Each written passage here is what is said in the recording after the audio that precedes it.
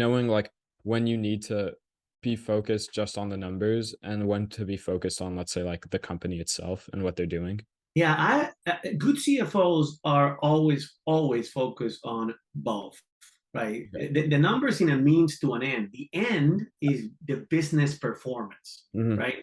So the numbers allow you to give informed recommendations to the CEO and the rest of the management team around where to invest, right? Yeah. If you want to invest in a new product or a new market, or we're going to go buy a company, right? Yeah. All that needs to be supported by financial analysis. That's where the CFO comes in, right? Yeah. Conversely, the CFO also advises where to disinvest in the events of a bankruptcy or a turnaround, right? You know, where if we need to let go people, how much, how many, when, where, what would be the impact on their financials, right? Yeah.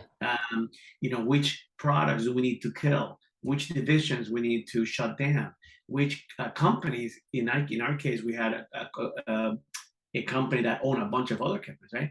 Which Yeah. companies do we need to exit and sell, right? So that entire that balance of risk and capital, right? Yeah. Because you want to do this in a very risk managed way, right? Yeah. It's the fundamental job of a good CFO.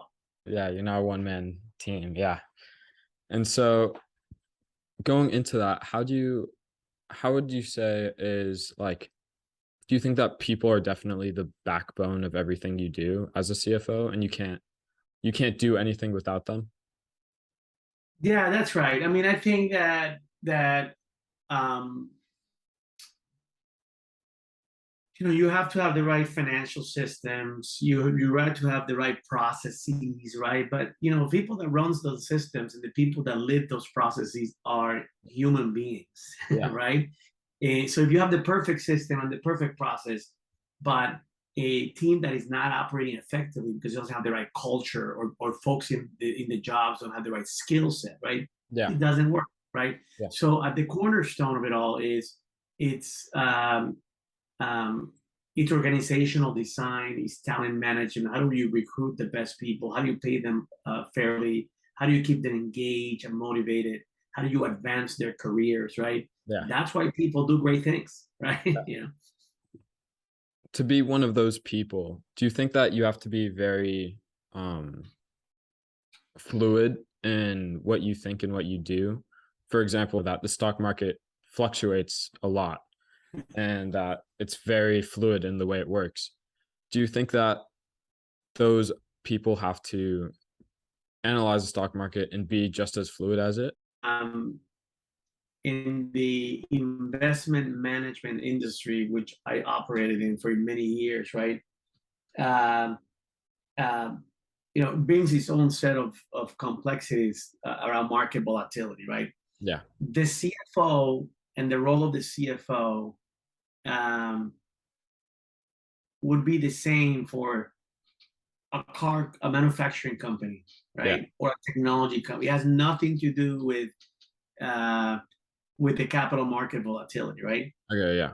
The implications of that in the CFO is, well, if you are in a financial services company, obviously that's going to impact your profit and loss, right? Yeah. If you're not in a financial services company, if you are in a regular company, call it, I don't know, a pizza shop, right? Yeah. Uh, you know, you have to keep an eye on things like returns, right? Like if you have stock and bonds in your retirement accounts, your employees' retirement accounts, that's going to get fluctuated, right? And Yeah. so might create a little bit of anxiety with the employees, right?